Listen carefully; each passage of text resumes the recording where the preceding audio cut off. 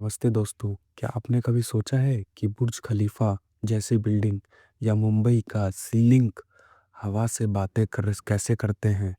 ये सिर्फ सरिये का कमाल नहीं या सीमेंट का कमाल नहीं, ये एक सिविल इंजीनियर का विजन है। लेकिन सच ये है दोस्तों, सिर्फ डिग्री लेने से कोई इंजीनियर नहीं बनता। आज की इस वीडियो में मैं आपको वो सीक्रेट मैं बताने वाला हूँ जो आपको एक अनएम्प्लॉयड ग्रेजुएट से एक हाई पेड सिविल इंजीनियर बनाएगा।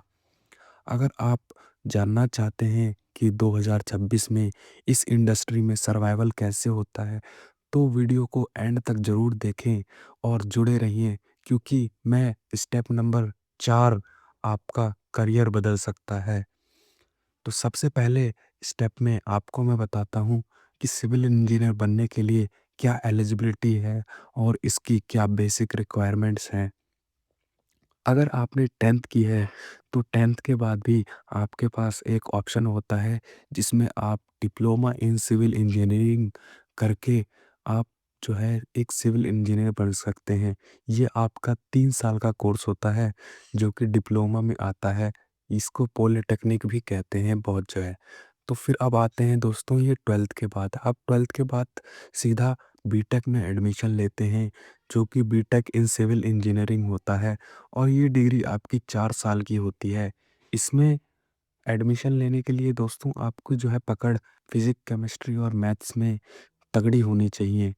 और अगर आपको बीटेक का एडमिशन जो है किसी गवर्नमेंट कॉलेज में चाहिए, तो उसके लिए आपको जेईई मेंस और जेईई एडवांस का या स्टेट लेवल एग्ज़ाम देना होगा, ताकि आप जो है बीटेक के किसी गवर्नमेंट कॉलेज में जा सकें।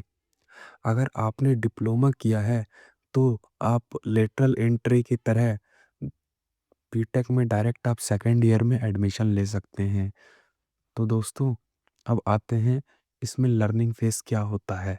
इंजीनियरिंग सिर्फ क्लासरूम में नहीं होती।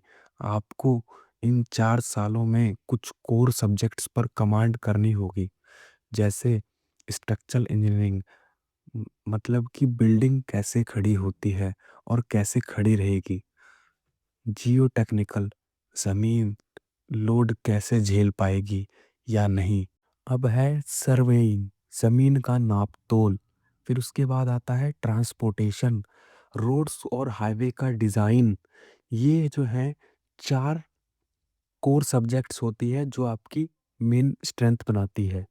फिर आपको आते हैं स्किल सेट पे, जो कि यहाँ आती है सबसे बड़ी गलती। लोग सिर्फ किताबें पढ़ते हैं, लेकिन मार्केट को क्या चाहिए? Software skills. अगर आपको ये सॉफ्टवेयर्स नहीं आते, तो डिग्री सिर्फ एक कागज़ का टुकड़ा है।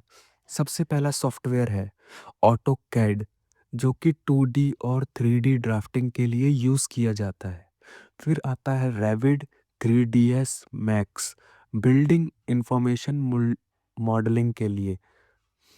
फिर आता है STAAD dot pro, ETABS, structure analysis के लिए इसका यूज़ किया जाता है। फिर MS एक्सेल, बिलिंग और एस्टिमेशन के लिए ये सबसे इम्पोर्टेंट है। फिर अब आते हैं step 4, career path and specialisation. Civil engineering बहुत बड़ी फील्ड है, आपको चुनना होगा अपना रास्ता। इसमें सेक्टर हैं जैसे कि प्राइवेट सेक्टर, जिसमें आते हैं L&T, टाटा प्रोजेक्ट्स या रिलायंस जैसे जायंट्स। फिर आता है government sector, IES, Indian engineering services, SCC, JE या PWD। इसके लिए आपको गेट एग्ज़ाम क्रैक करना होगा। फिर तीसरा आता है real estate, residential building projects. इसमें आपको अगल-बगल के रेजिडेंशियल एरिया को आपको डेवलप करना होगा। फिर आता है इंफ्रास्ट्रक्चर, जिसमें आप फ्लाईओवर्स, मेट्रोस और ब्रिजेस को डेवलप करेंगे। अब आते हैं सैलरी और इसके फ्यूचर के बारे में थोड़ा। तो इसमें अब पैसा कितना मिलेगा? एक फ्रेशर की सैलरी इसमें जो होती है 20,000 से 35,000 तक स्टार्ट हो सकती है। वो आपके स्किल्स के ऊपर है। लेकिन अगर आपने IIT, NIT से किया है, ये आपके आसपास नीचे स्किल्स हैं, तो ये आपके 8 से 10 लाख पर एनम भी जा सकता है। 2026 में ग्रीन बिल्डिंग और सस्टेनेबल कंस्ट्रक्शन का स्कोप सबसे ज़्यादा है। कंक्लूजन यही है दोस्तों, सिविल इंजीनियरिंग सिर्फ धूल और मिट्टी का काम नहीं है, ये नेशन बिल्डिंग है। अगर आप तैयार हो मेहनत करने के लिए तो ये फील्ड आपको वो रिस्पेक्ट और पैसा दोनों देगी जो आप डिजर्व करते हो। कौन सा पार्ट आपको सबसे मुश्किल लगता है, मैथ्स या सॉफ्टवेयर? कमेंट में बताओ। और अगर आप चाहते हो कि मैं बेस्ट सिविल इंजीनियरिंग सॉफ्टवेयर पर एक डिटेल्ड वीडियो बनाऊं तो इस वीडियो को अच्छे से अच्छा शेयर करिए और सब्सक्राइब करना मत भूलिए। मिलते हैं अगले वीडियो में दोस्तों।